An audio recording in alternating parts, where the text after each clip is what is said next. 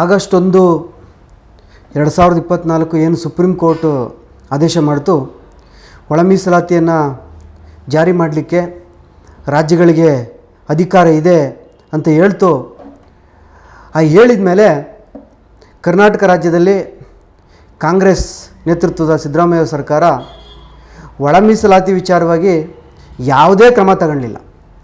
ಅವರು ಸರ್ಕಾರ ಬರಬೇಕಾದ್ರೆ ಫಸ್ಟ್ ಹೇಳಿದ್ದೇನು, ನಮ್ಮ ಸರ್ಕಾರ ಬಂದಂಥ ಮೊದಲನೇ ಕ್ಯಾಬಿನೆಟಲ್ಲೇ ನಾವು ಒಳ ಮೀಸಲಾತಿ ಜಾರಿ ಮಾಡ್ತೀವಿ ಅಂತ ಘೋಷಣೆಯನ್ನು ಮಾಡಿದ್ರು. ಆದರೆ ಮಾಡಲಿಲ್ಲ. ಸುಪ್ರೀಂ ಕೋರ್ಟ್ ಆದೇಶ ಬಂದು 2 ತಿಂಗಳಾಯಿತು, ಕಾಲಹರಣ ಮಾಡಿದ್ರು.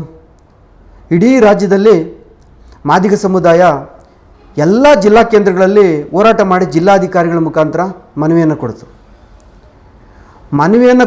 ಆಮೇಲೆ ಬೆಳಗಾವಿ ಅಧಿವೇಶನದಲ್ಲಿ ಕೂಡ ಭಾಳ ದೊಡ್ಡ ಹೋರಾಟವನ್ನು ಮಾಡ್ತು. ಆಮೇಲೆ ರಾಜ್ಯದ ಎಲ್ಲ ಶಾಸಕರ ಮನೆ ಮುಂದೆ, ಎಲ್ಲ ಮಂತ್ರಿಗಳ ಮನೆ ಮುಂದೆ ತಮಟೆ ಚಳುವಳಿ ಮಾಡ್ತು. ಅರೆಬತ್ತಲೆ ಕಾರ್ಯಕ್ರಮವನ್ನು ಮಾಡಿ ಪ್ರತಿಭಟನೆಯನ್ನು ಮಾಡಿ ಮನವಿಯನ್ನು ಕೊಟ್ಟರು. ಮನವಿಯನ್ನು ಕೊಟ್ಟಾಗ ಏನು ವಿಧಾನಸಭೆ ಅಧಿವೇಶನದಲ್ಲಿ, ಬೆಳಗಾವಿ ವಿಧಾನಸಭೆ ಅಧಿವೇಶನದಲ್ಲಿ ಅಲ್ಲೇ ಎಚ್ ಸಿ ಮಹದೇವಪ್ಪ ಅವರು ಬಂದ್ಬಿಟ್ಟು ಒಳ ಮೀಸಲಾತಿಯನ್ನು ನಾವು ಇನ್ನು 2 ತಿಂಗಳ ಜಾರಿ ಮಾಡ್ತೀವಿ ಅಂತ ಭರವಸೆಯನ್ನು ಕೊಟ್ಟರು. ಆಮೇಲೆ ಒಂದು ಆಯೋಗ ರಚನೆ ಮಾಡ್ತೀವಿ ಅಂತ ಹೇಳಿದ್ರು. ಆಯೋಗ ರಚನೆ ಮಾಡಿರಿ ಅಂತಕ್ಕಂಥದ್ದು ಇಡೀ ಮಾದಿಗ ಸಮುದಾಯದ ಬೇಡಿಕೆ ಆಗಿರಲಿಲ್ಲ. ಆದರೂ ಕೂಡ ಆಯೋಗ ರಚನೆ ಮಾಡಿದ್ರು. ಏನು HN ನಾಗಮೋಹನ್ ದಾಸ್ ಆಯೋಗವನ್ನು, ಏಕಸದಸ್ಯ ಆಯೋಗವನ್ನು ರಚನೆ ಮಾಡಿದ್ರು. ರಚನೆ ಮಾಡಿ 1 ತಿಂಗಳ ವರದಿ ಕೊಡುತ್ತೆ. ಆ ವರದಿಯನ್ನು ಆಧರಿಸಿ ನಾವು ಕೂಡಲೇ ಒಳ ಮೀಸಲಾತಿಯನ್ನು ಜಾರಿ ಮಾಡ್ತೀವಿ ಅಂತ ಹೇಳಿದ್ರು. ಅದಾದ ನಂತರ 3 ತಿಂಗಳು ಕಾಲಹರಣ ಆಯಿತು. ಆ 3 ತಿಂಗಳು ಕಾಲಹರಣ ಆದಮೇಲೆ ಮತ್ತೆ ಹೋರಾಟ ಶುರು ಮಾಡಿದ್ರು. ಏನು ಪಾದಯಾತ್ರೆಗಳು ನಡೀತು, ಅರೆಬತ್ತಲೆ ಕಾರ್ಯಕ್ರಮಗಳು ನಡೀತು, ಭಾಳಷ್ಟು ಹೋರಾಟಗಳು ನಡೀತು ರಾಜ್ಯದಲ್ಲಿ. ಆ ರಾಜ್ಯದಲ್ಲಿ ಹೋರಾಟ ನಡೆದ ನಂತರ ಕೂಡ ಮಧ್ಯಂತರ ವರದಿನಾದರೂ ಕೊಡಬೇಕು ಆಯೋಗ ಅಂತ ಹೇಳಿದ್ರು. ಮಧ್ಯಂತರ ವರದಿ ಕೊಡ್ತು. ಮಧ್ಯಂತರ ವರದಿ ಕೊಟ್ಟಾಗ ಅಲ್ಲಿ AKID ಅಂತಕ್ಕಂಥ ಒಂದು ಗೊಂದಲ ಇದೆ. ಆಮೇಲೆ ದತ್ತಾಂಶವನ್ನು ಸಂಗ್ರಹ ಮಾಡಬೇಕು ಅಂತ ಹೇಳಿ ಆಯೋಗ ಕಾಲಾವಕಾಶ ತಗೊಂಡು ಆಯೋಗ ಕಾಲಾವಕಾಶ ತಗೊಂಡ ನಂತರ ದತ್ತಾಂಶವನ್ನು ಸಂಗ್ರಹ ಮಾಡಲಿಕ್ಕೆ ಹೊರಟಾಗ ಒಂದಷ್ಟು ಗೊಂದಲಗಳು ಸೃಷ್ಟಿಯಾಯಿತು. ಮೊಬೈಲ್ ಅಪ್ಪು ಒಂದಷ್ಟು ಕೆಲಸವನ್ನು ಮಾಡಲಿಲ್ಲ, ಒಂದಷ್ಟು ಗೊಂದಲ ಸೃಷ್ಟಿಯಾಯಿತು. ಆದರೂ ಕೂಡ ನಾಗಮೋಹನ್ ದಾಸ್ ಅವರು ವರದಿಯನ್ನು ಕೊಟ್ಟರು. ವರದಿಯನ್ನು ಕೊಟ್ಟ ನಂತರ 4/8/2025 ತನ್ನ ವರದಿಯನ್ನು ರಾಜ್ಯ ಸರ್ಕಾರಕ್ಕೆ ಸಬ್ಮಿಟ್ ಮಾಡಿದ್ರು. ರಾಜ್ಯ ಸರ್ಕಾರಕ್ಕೆ ಸಬ್ಮಿಟ್ ಮಾಡಿದ ನಂತರ ಇಲ್ಲಿ ಒಂದಷ್ಟು ಗೊಂದಲಗಳು ಶುರುವಾಯಿತು. ಏನು ಗೊಂದಲ ಅಂದರೆ, ಒಟ್ಟು ನಾಗಮೋಹನ್ ದಾಸ್ ಅವರು ಒಟ್ಟು 101 ಜಾತಿಗಳನ್ನು 5 ವರ್ಗಗಳಾಗಿ ಮಾಡಿದ್ರು. ಪ್ರವರ್ಗ A 59 ಜಾತಿ, ಪ್ರವರ್ಗ B 18 ಜಾತಿ, ಪ್ರವರ್ಗ C 17 ಜಾತಿ, ಪ್ರವರ್ಗ D 4 ಜಾತಿ, ಪ್ರವರ್ಗ E 3 ಜಾತಿ. ಪ್ರವರ್ಗ ಬಿನಲ್ಲಿ ಒಂದಷ್ಟು ಗೊಂದಲಗಳು ಸೃಷ್ಟಿಯಾಯಿತು. ಆಮೇಲೆ ಪ್ರವರ್ಗ ಏನಲ್ಲಿರ್ತಕ್ಕಂಥ ಅಲೆಮಾರಿ ಸಮುದಾಯಗಳಿಗೆ 59 ಏನು ಅಲೆಮಾರಿ ಸಮುದಾಯ ಇತ್ತು, ಈ ಅಲೆಮಾರಿ ಸಮುದಾಯಗಳನ್ನು ಫಸ್ಟು ಏನು ಈ ಹಿಂದುಳಿದಿರುವಿಕೆ ಏನು ಸುಪ್ರೀಂ ಕೋರ್ಟ್ ಏನು ನಿರ್ದೇಶನ ನೀಡಿತ್ತು, ಹಿಂದುಳಿದಿರುವಿಕೆಯನ್ನು ಗಮನಿಸಬೇಕು ಅಂತ ಹೇಳಿ ಶೈಕ್ಷಣಿಕವಾಗಿ, ಸಾಮಾಜಿಕವಾಗಿ, ಆರ್ಥಿಕವಾಗಿ, ರಾಜಕೀಯವಾಗಿ, ಉದ್ಯೋಗದಲ್ಲಿ ಯಾರು ಹಿಂದುಳಿದಿದ್ದಾರೆ ಅವ್ರಿಗೆ ಪ್ರಾತಿನಿಧ್ಯ ಕೊಡಬೇಕು ಅನ್ನುವಂಥದ್ದು ಸುಪ್ರೀಂ ಕೋರ್ಟ್ನ ಭಾಳ ಸ್ಪಷ್ಟವಾದಂಥ ಆದೇಶ.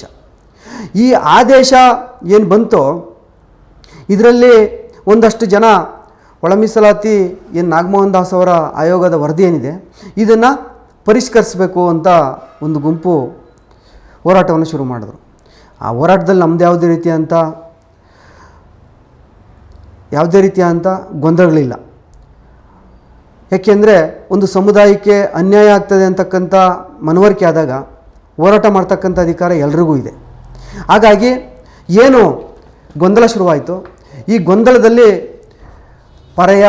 ಪರಯನ್ ಇವರೆಲ್ಲರನ್ನೂ ಕೂಡ ಮಾದಿಗರ ಪಟ್ಟಿಗೆ ಸೇರ್ಪಡೆ ಆಗಿದೆ, ಅದನ್ನು ಬೇರ್ಪಡಿಸಬೇಕು, ವಲಯ ಸಮುದಾಯಕ್ಕೆ ಸೇರಿಸಬೇಕು ಅಂತ ಹೇಳಿ ಹೋರಾಟ ಶುರುವಾಯಿತು. ಹಾಗಾಗಿ ಮುಂದೆ ಅದನ್ನು ನಾವು 16ನೇ ತಾರೀಕು ವಿಶೇಷ ಸಂಪುಟ ಸಭೆಯನ್ನು ಕರೆದು ನಾವು ತೀರ್ಮಾನ ತಗೊಂತೀವಿ ಅಂತ ಸಿದ್ದರಾಮಯ್ಯವರು ಹೇಳಿದರು. ಅದಕ್ಕಿಂತ ಹಿಂದೆ ಭಾಳ ಮುಖ್ಯವಾಗಿ ಏನು ಸದಾಶಿವ ಆಯೋಗ ಇತ್ತು, ಅದರಲ್ಲೂ ಕೂಡ ಮಾದಿಗರಿಗೆ 6% ಕೊಟ್ಟಿದ್ದರು. ಯಾಕೆಂದರೆ ಸದಾಶಿವ ಆಯೋಗ ರಚನೆಯಾದಾಗ ಆವಾಗ ಮೀಸಲಾತಿ ಹೆಚ್ಚಿಗೆ ಆಗಿರಲಿಲ್ಲ, ಮೀಸಲಾತಿ 15 ಇತ್ತು, ಎಸ್ ಸಿಗಳಿಗೆ ಮೀಸಲಾತಿ 15% ಇತ್ತು. ಆಮೇಲೆ ಅದಾದ ನಂತರ ಮಾಧುಸ್ವಾಮಿ ವರದಿ, ಆ ಮಾಧುಸ್ವಾಮಿ ವರದಿನಲ್ಲಿ ಕೂಡ ಮಾದಿಗ ಸಮುದಾಯಕ್ಕೆ 6% ಕೊಟ್ಟಿದ್ದರು, ವಲಯ ಸಮುದಾಯಕ್ಕೆ 5% ಕೊಟ್ಟಿದ್ದರು, ಬೋವಿ ಲಂಬಾಣಿ ಕೊರ್ಚ ಕೊರ್ಮ ಸಮುದಾಯಗಳಿಗೆ 4% ಕೊಟ್ಟಿದ್ದರು, ಆಮೇಲೆ ಅಲೆಮಾರಿ ಸಮುದಾಯಗಳಿಗೆ 1% ಕೊಟ್ಟಿದ್ದರು. ಇದಾದ ನಂತರ ಇಲ್ಲೂ ಕೂಡ ಏನು ನಾಗಮೋಹನ್ ದಾಸ್ ಅವರ ವರದಿನಲ್ಲಿ ಕೂಡ ವರ್ಗ 1 ಅಲೆಮಾರಿ ಸಮುದಾಯಗಳಿಗೆ 1%, ವರ್ಗ ಬಿ ಮಾದಿಗ ಸಮುದಾಯಗಳು ಮತ್ತು ಅದಕ್ಕೆ ಸಂಬಂಧಿತ ಜಾತಿಗಳಿಗೆ 6%, ವಲಯ ಮತ್ತು ವಲಯ ಸಂಬಂಧಿತ ಜಾತಿಗಳಿಗೆ 5%, ಮತ್ತು ಏನು ಬೋವಿ ಲಂಬಾಣಿ ಕೊರ್ಚ ಕೊರ್ಮ ಅಂತ ಏನು ನಾವು ಹೇಳ್ತೀವಿ ಅವ್ರಿಗೆ 4%, ಮತ್ತು AKAD ಅಂತಕ್ಕಂಥ ಒಂದು ಗೊಂದಲ ಇಲ್ಲೂ ಕೂಡ ಅದು ಬಗೆಹರಿಲಿಲ್ಲ, ಅದರಲ್ಲಿ ಅವ್ರಿಗೆ 1% ಅಂತಕ್ಕಂಥದ್ದನ್ನ ಇಟ್ಟರು. ಅಲ್ಲಿ ಭಾಳ ಮುಖ್ಯವಾಗಿ ವಿಶೇಷ ಸಂಪುಟ ಸಭೆಯಲ್ಲಿ ಒಳ ಮೀಸಲಾತಿಯನ್ನು ಜಾರಿ ಮಾಡ್ತೀವಿ ಅಂತ ಏನು ಸಿದ್ದರಾಮಯ್ಯ ಅವರು ಹೇಳಿದ್ರು, ಅದಾದ ನಂತರ ಅದನ್ನು ಮುಂದಕ್ಕೆ ಹಾಕಿದ್ರು. ಆ ಮುಂದುವರೆದ ಮೇಲೆ 19ಕ್ಕೆ ವಿಶೇಷ ಸಂಪುಟ ಸಭೆಯನ್ನು ಕರೆದು ಅಲ್ಲಿ ಒಂದಷ್ಟು ಪರಿಷ್ಕರಣೆಗಳನ್ನು ಮಾಡಿದ್ರು. ಆ ಪರಿಷ್ಕರಣೆಯನ್ನು ಮಾಡಿ ಎಡ ಸಮುದಾಯಗಳಿಗೆ 6%, ಬಲ ಸಮುದಾಯಗಳಿಗೆ 6% ಅದು ಕೊಟ್ಟರು. ಅದು ಯಾವುದೇ ರೀತಿ ತಕರಾರಿಲ್ಲ. ಆಮೇಲೆ ಅಲೆಮಾರಿ ಸಮುದಾಯ, ಈ ಅಲೆಮಾರಿ ಸಮುದಾಯ ಇವತ್ತು ಹೇಗಿದೆ ಅಂದರೆ, ಅಲೆಮಾರಿ ಸಮುದಾಯ ಅಂತಕ್ಕಂಥದ್ದು ನಾಗಮೋಹನ್ ದಾಸ್ ಅವರು ಕೊಟ್ಟಿರ್ತಕ್ಕಂಥದ್ದು 1%, ಮಾಧುಸ್ವಾಮಿ ವರದಿ ಕೂಡ 1% ಕೊಟ್ಟರು, ಸದಾಶಿವ ಆಯೋಗ ಕೂಡ ಅವ್ರಿಗೆ 1% ಕೊಟ್ಟರು. ಯಾಕೆಂದರೆ ಆ ಸಮುದಾಯದಲ್ಲಿ ಭಾಳ ಅತ್ಯಂತ ಅತಿ ಸೂಕ್ಷ್ಮ ಅಲೆಮಾರಿ ಮತ್ತು ಅಲೆಮಾರಿ ಸಮುದಾಯ. ಅಂದರೆ ಇವತ್ತು ಹೆಂಗಿದೆ ಆ ಜಾತಿಗಳಂದರೆ, ಇನ್ನೂ ಕೂಡ ಬೀದಿನಲ್ಲಿ ಜೋಪ್ಟೆ ಹಾಕ್ಕೊಂಡು ಮನೆ ಭಿಕ್ಷೆ ಬೇಡ್ಕೊಂಡು ಅವ್ರು ಕೊಡ್ತಕ್ಕಂಥ ₹1 ₹2 ದುಡ್ಡನ್ನು ತಗೊಂಡು ಒಂದೂರಿಂದ ಮತ್ತೂರಿಗೆ ಸಂಚಾರ ಮಾಡಿ ಜೀವನ ಮಾಡ್ತಕ್ಕಂಥ ಸಮುದಾಯ ಅದು. ಆ ಸಮುದಾಯದಲ್ಲಿ ಇದುವರೆಗೂ ಕೂಡ ಒಬ್ಬ ಗ್ರಾಮ ಪಂಚಾಯತಿ ಮೆಂಬರ್ ಇಲ್ಲ, ಒಬ್ಬ MLA ಇಲ್ಲ, ಒಬ್ಬ ಸರಿಯಾದಂಥ KS ಆಫೀಸರ್ ಇಲ್ಲ, IAS ಆಫೀಸರ್ ಇಲ್ಲ. ಹಾಗಾಗಿ ಈ ಸಮುದಾಯವನ್ನು ಪರಿಗಣಿಸಬೇಕು ಅಂತೇಳಿ ಮೊದಲನೇ ಪ್ರಿಫರೆನ್ಸನ್ನು ಕೊಟ್ಟರು. ಆದರೆ ಈ ಸಮುದಾಯವನ್ನು ಸಿದ್ದರಾಮಯ್ಯ ನೇತೃತ್ವದ ಕಾಂಗ್ರೆಸ್ ಸರ್ಕಾರ ಅದನ್ನು ಪರಿಗಣಿಸ್ದೇನೆ ಅದನ್ನೇನು ಮಾಡಿದ್ರು, ಮೂರನೇ ಗ್ರೂಪ್ ಮಾಡಿದ್ರು. ನಾಗಮೋಹನ್ ದಾಸ್ ಅವರು 5 ಗ್ರೂಪ್ ಏನು ಮಾಡಿದ್ರು, ಸಿದ್ದರಾಮಯ್ಯ ಅವರು ಅದನ್ನು ಏಕಾಏಕಿ 3 ಗ್ರೂಪ್ ಮಾಡಿದ್ರು.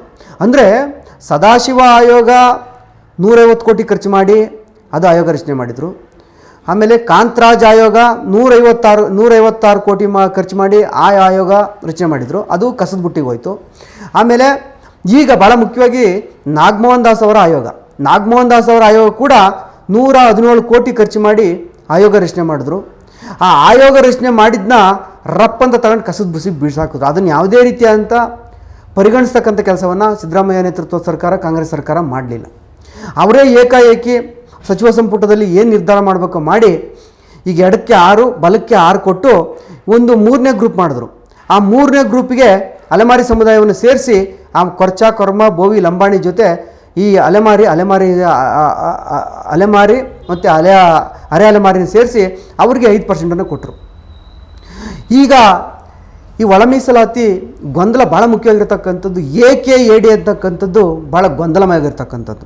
ಈ AKAD ಅಂತಕ್ಕಂಥದ್ದನ್ನ ರೈಟ್ಗೆ ಅರ್ಧ ಕೊಟ್ಬಿಟ್ರು, ಲೆಫ್ಟ್ಗೆ ಅರ್ಧ ಕೊಟ್ಬಿಟ್ರು. ಅಂದರೆ ಈ ಸಮುದಾಯದ್ದು ಭಾಳ ಎಷ್ಟು ದೊಡ್ಡ ಜನಸಂಖ್ಯೆ ಅಂದರೆ 4,74,954 ಜನಸಂಖ್ಯೆ. ಈ ಜನಸಂಖ್ಯೆಯನ್ನು ಅರ್ಧ ಡಿವೈಡ್ ಮಾಡಿ ಇಬ್ಬರಿಗೂ ಕೊಟ್ಬಿಟ್ರು. ಇದು ಏನು ನಾವು ನಾಗಮೋಹನ್ ದಾಸ್ ಅವರ ವರದಿ ಏನಿದೆ ಅದು ವೈಜ್ಞಾನಿಕವಾಗಿರ್ತಕ್ಕಂಥ ವರದಿ ಅದು.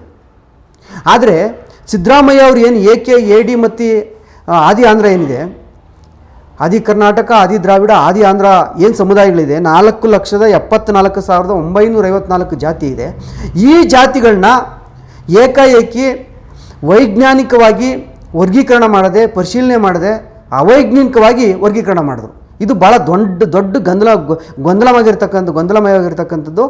ಇದು ಎದ್ದು ಕಾಣ್ತಾ ಇದೆ. ಹಾಗಾಗಿ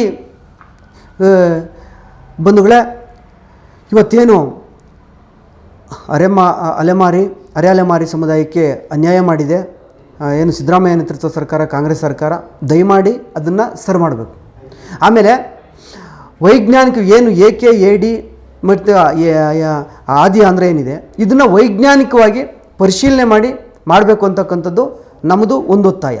ಆಮೇಲೆ ಭಾಳ ಮುಖ್ಯವಾಗಿ ಒಳ ಮೀಸಲಾತಿ ವಿಚಾರವಾಗಿ ನಿಜವಾಗ್ಲೂ ಹೃದಯಪೂರ್ವಕವಾಗಿ ಸಾಮಾಜಿಕ ನ್ಯಾಯಕ್ಕೆ ಸ್ಪಂದಿಸ್ತವ್ರು ಯಾರು ಅಂತ ನಾವು ಸ್ಪರ್ಶಬೇಕಾದ್ರೆ ಭಾಳ ಮುಖ್ಯವಾಗಿ ಈ ದೇಶದಲ್ಲಿ ಸುಪ್ರೀಂ ಕೋರ್ಟ್ ಏನಾದರೂ ಕೂಡ ಒಳ ಮೀಸಲಾತಿ ಆದೇಶವನ್ನು ಮಾಡಲಿಲ್ಲ ಅಂದಿದ್ರೆ ಕಾಂಗ್ರೆಸ್ ಸರ್ಕಾರ ಒಳ ಮೀಸಲಾತಿಯನ್ನು ಜಾರಿ ಮಾಡ್ತಾ ಇರಲಿಲ್ಲ. ಸಿದ್ದರಾಮಯ್ಯ ನೇತೃತ್ವದ ಕಾಂಗ್ರೆಸ್ ಸರ್ಕಾರ ಒಳ ಮೀಸಲಾತಿಯನ್ನು ಏನು 35 ವರ್ಷ ಏನು ತಿಳ್ಕೊಂಬಂದಿದ್ರೋ ಅದೇ ರೀತಿ ತಿಳ್ಕೊಂಬಂದು ಇಡೀ ಮಾದಿಗ ಸಮುದಾಯಕ್ಕೆ ಅನ್ಯಾಯ ಮಾಡ್ತಕ್ಕಂಥದ್ದನ್ನ ಅವರು ಮುಂದುವರಿಸ್ತಾಯಿದ್ರು.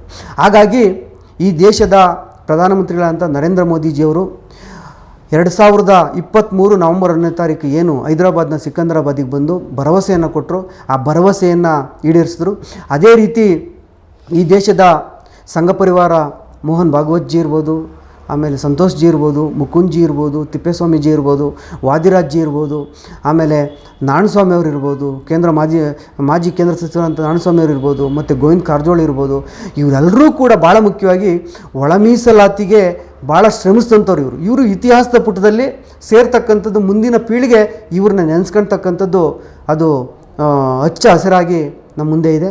ಹಾಗಾಗಿ ಬಂಧುಗಳೇ, ನಿಜವಾಗ್ಲೂ ಕೂಡ ಹೃದಯಪೂರ್ವಕವಾಗಿ ಸ್ಪಂದಿಸಿದಂಥ ಭಾರತೀಯ ಜನತಾ ಪಾರ್ಟಿಗೂ ಮತ್ತು ಸಂಘ ಪರಿವಾರಕ್ಕೂ ಎಲ್ಲ ಹೋರಾಟಗಾರರು, ಭಾಳ ಮುಖ್ಯವಾಗಿ ಏನು ಬಸವನ ಬಾಗೇವಾಡಿಯ 9 ಜನ ನಮ್ಮ ಬಂಧುಗಳೇನು ತೀರ್ಕೊಂಡ್ರು, ಅನೇಕ ಜನ ಪ್ರಾಣ ತ್ಯಾಗ ಮಾಡಿದ್ರು. ಒಳ ಮೀಸಲಾತಿಗೆ 35 ವರ್ಷಗಳ ಕಾಲ ಬೀದಿನಲ್ಲಿ ತಮ್ಮ ಜೀವನವೆಲ್ಲ ಬಿಟ್ಟು, ಸಂಸಾರ ಬಿಟ್ಟು, ಮನೆ ಬಿಟ್ಟು, ಮಠ ಬಿಟ್ಟು ಎಲ್ಲರೂ ಏನು ತಾವು ತ್ಯಾಗವನ್ನು ಮಾಡಿದ್ರೆ ಅವರೆಲ್ಲರನ್ನೂ ಕೂಡ ಇವತ್ತು ಸ್ಮರಿಸ್ತಾ ಅವರೆಲ್ಲರಿಗೂ ಕೂಡ ಧನ್ಯವಾದಗಳನ್ನ ಹೇಳ್ತಾ, ಒಳ ಮೀಸಲಾತಿ ಜಾರಿ ಮಾಡಿದಂಥ ಸಿದ್ದರಾಮಯ್ಯವ್ರಿಗೂ ಕೂಡ ಧನ್ಯವಾದಗಳನ್ನ ಹೇಳ್ತಾ, ಭಾಳ ಮುಖ್ಯವಾಗಿ ಒಳ ಮೀಸಲಾತಿ ಸುಮಾರು 35 ದಶಕಗಳ ಹೋರಾಟ. ಆದರೆ ಇದು ಇನ್ನೂ ಕೂಡ ಮುಂದುವರಿತಕ್ಕಂಥ ಒಂದು ಫುಲ್ ಸ್ಟಾಪನ್ನು ಇಡಬೇಕಾಯಿತು ಯಾರೋ ಸಿದ್ದರಾಮಯ್ಯ ನೇತೃತ್ವದ ಕಾಂಗ್ರೆಸ್ ಸರ್ಕಾರ. ಆದರೆ ಇವರು ಕಾಮ ಹಾಕಿಬಿಟ್ಬಿಟ್ರು.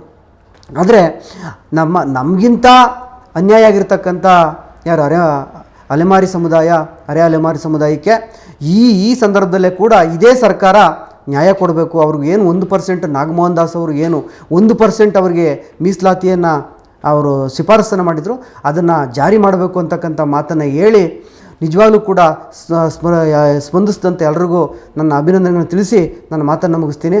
ನಮಸ್ಕಾರ.